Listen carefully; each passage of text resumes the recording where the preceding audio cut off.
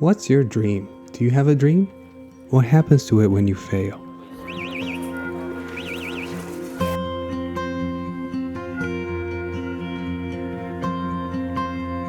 Why is having a dream important? In sports, I'm learning that dreams help setting goals, and even when we miss these goals, the dreams don't go away. For the weekend, I'm flying out to Phoenix, Arizona to compete at the 2025 Arizona Cup. This is my first time flying with Southwest Airlines, and for this trip, my BO flies for free, which Southwest will soon stop allowing.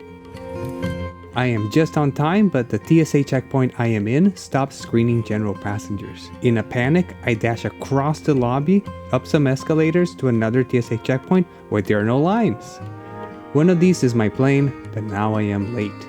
Southwest does not have assigned seating, and we are supposed to stand in these really confusing lines, but I think I'm in the right place.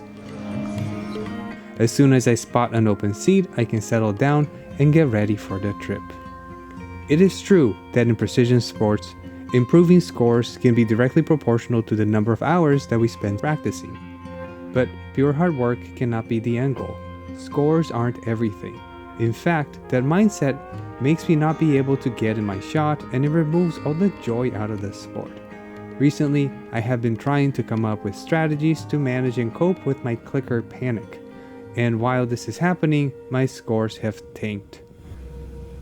I started reading Simon Squibb's book, What's Your Dream? And I highly recommend.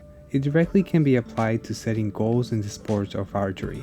We live in a world where there is emphasis on winning and not the performance. Each shot is different, and through the performance we communicate like an art form. What I started to realize is that I need to pace my shot and focus on one thing at a time as one continuous movement. This spacing gives my body time to catch up and execute a better shot. My scores may be tanking, but I know I'm onto something. The flight is actually pretty short, and we land in Phoenix early to mostly sunny weather. Looking around, this reminds me of both Los Angeles and Las Vegas, if that makes any sense. This airport looks really new, but it's hard to navigate. I need to get to baggage claim, but the car rental center is in the opposite direction. Getting my suitcase doesn't take too long, but I don't see where to retrieve my bow. I finally spot someone exiting an elevator with my bow. What a relief. The hard case looks a little bit banged up, but everything looks okay. Now onto the car rental place. This airport has separate terminals that are interconnected by the strain. I load up the car and head directly to the official practice at the Ben Avery shooting facility where the event will take place. In the background, I can hear guns and shotguns going off in the distance. This is the third time I signed up for Arizona Cup, but the first time I'm actually attending.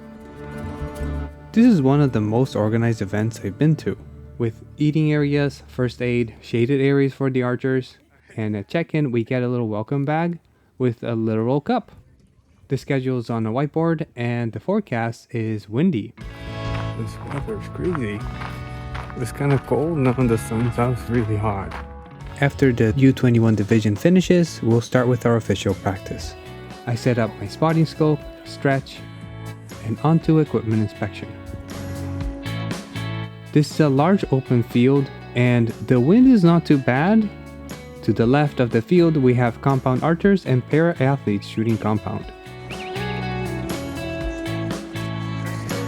I am at target 42D. I lift my bow, but halfway through I seem to have forgotten how to shoot. But the bow immediately starts to remind me of what I'm supposed to do. I'm feeling pretty relaxed and less nervous about my shot. I just changed my shot in the past few weeks, and I could have used another week of practice. Next 10, we will be going to 2 lines. As the practice ends continue, the sky also changes and it's starting to get windy. It's a pretty pleasant day, but not for long. Within the time it takes to shoot one full end, the sun goes away and it's starting to get cold. And then it starts. The wind. This is both a headwind and a left to right wind, with very strong gusts. I knew it can get windy at Arizona Cup, but this is intense.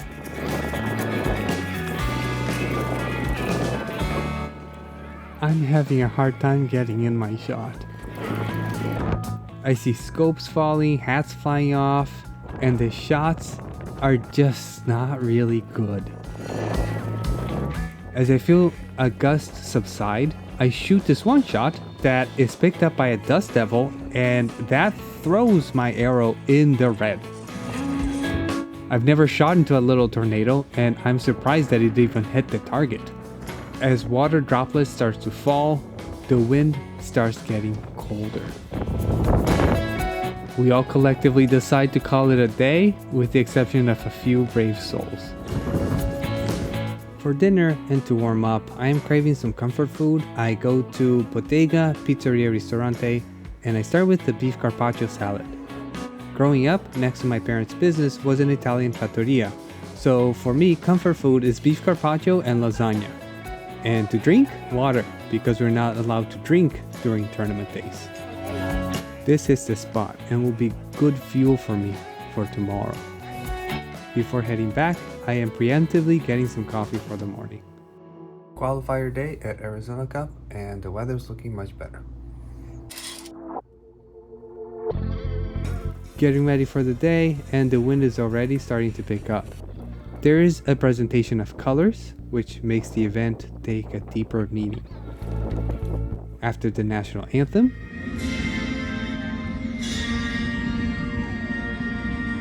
we are ready to start.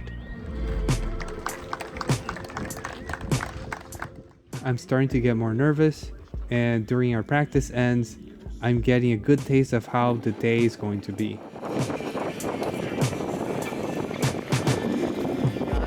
We are used to shooting in the wind. The difference today is that this is consistent headwinds with strong gusts.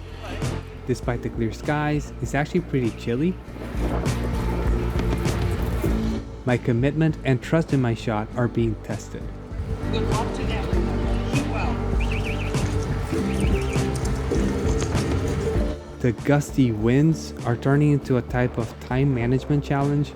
I have to time my shots to be in between gusts, but I can't let the clock run out.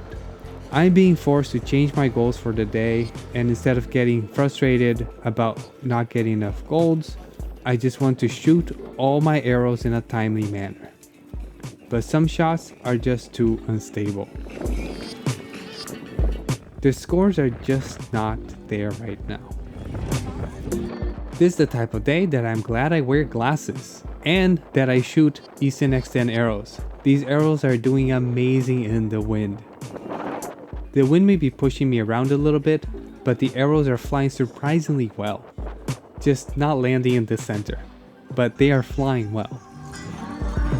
More than the gusts of wind, the cold is making my shot really stiff and I'm not able to feel my hook release as it usually does. Another interesting thing that I'm experiencing is that my clicker panic happens with the sound of the click taking priority of the feel of the click, and the wind is drowning out all of the sounds, so my shot is actually benefiting. As the day progresses, I'm feeling the warmth of the sun relax my shot, and I'm seeing the arrows group better. This is also the tournament that I get to see and chat with archers from the national team. It's always interesting to see them shoot in person. Time to refuel. My shot is getting a little bit more relaxed, and the jerkiness of the clicker panic creeps in. If you notice the movement of my right elbow, some shots have this jerkiness where it looks like a very quick collapse. This is my body reacting to the sound of the clicker that interrupts the shot. The way around it is to always keep my shot pacing and process flowing. Last end of the day, we got this. My shot is relaxed, but it's still not flowing. Scores are just not there today. Qualifier is over. I wish I could keep shooting, but we have to turn in our scores. There's always tomorrow. For lunch, I'm treating myself to some local barbecue at Little Miss Barbecue. There's a line out the door which is very slow moving. They are continuously making more barbecue throughout the day. I just wish the line moved faster. After about 30 minutes it's finally my turn and I see why the line took so long. The staff is carving each plate with care. They must like archery because they gave me an extra rib when I told them I was in town for an archery tournament. Barbecue with a side of mac and slaw. And to drink, water. Again, we can't drink while competing. This was worth the wait. This is melt in your mouth deliciousness. The ribs are well seasoned and very tender. I can't eat this fast enough. Another aspect of away tournaments is sightseeing. The Arizona sun is out and there's very little wind. There is desert flora and cacti all around, perfectly manicured. Just driving around Phoenix, it's nice to see the locals enjoying their weekends. There are entire neighborhoods that look newly constructed, but very little of it seems walkable. I stopped to reflect and jot down my thoughts on today's performance, how I executed my shot in the high wind conditions, what worked and what didn't work. The weather is clear, but I'm sure there will be wind. Driving up to the range one last time, it feels like I've been coming here for several days at this point.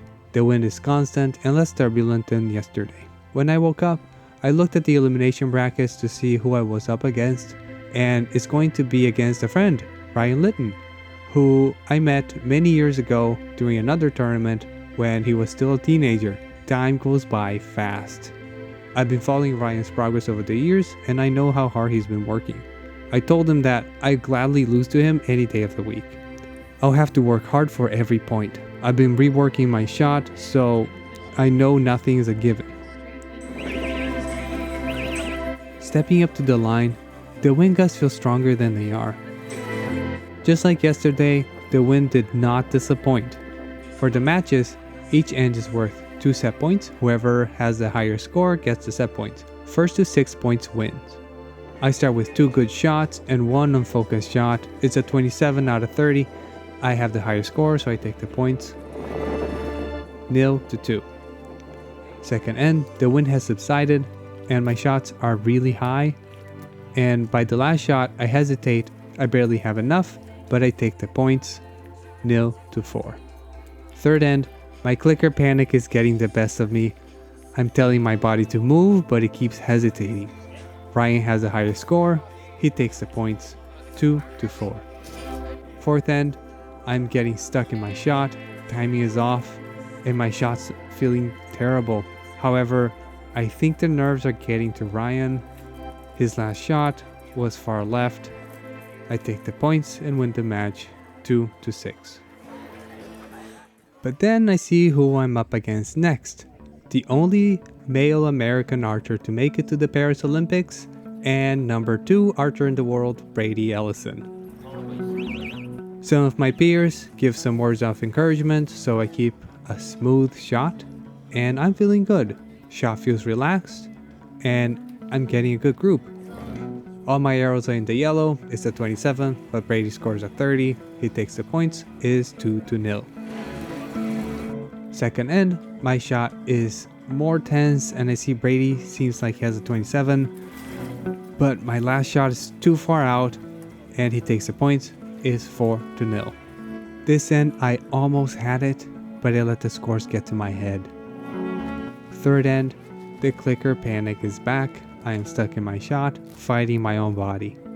Shots are super tense. Arrows seem to be going too high. But this last shot I can get in the center. It's no use. It's not enough. Brady takes the set and the match. It's 6-0. This was a good match. It seems short, but there's plenty of time to make adjustments. I just didn't have the mastery of my shot ready in time for this battle. I knew I have been changing too many things leading up to this tournament to expect to get very far in eliminations, but this still stings. Matches continue, and soon only archers from the national team remain. Brady eventually takes first place. As I back up, I can't help but to reflect on what this weekend really meant for me. Yes, the scores weren't there. Yes, my shot needs work, but that's just part of the journey. Having a dream is important in moments like this because when we miss our goals, the journey doesn't end. Dreams help to give us a reason to keep setting new goals, even the small ones, and keep moving forward. And failures, they're just feedback. It's the uncomfortable, unpolished teacher that shows us where to go next. And if you have a dream, hold on to it. Let it shape your goals. Let it carry you through your setbacks. Let it remind you why you keep coming back. Because at the end of the day, it's not the winning or losing, it's the kind of person you become in pursuit of this dream. Until next time, keep shooting for gold.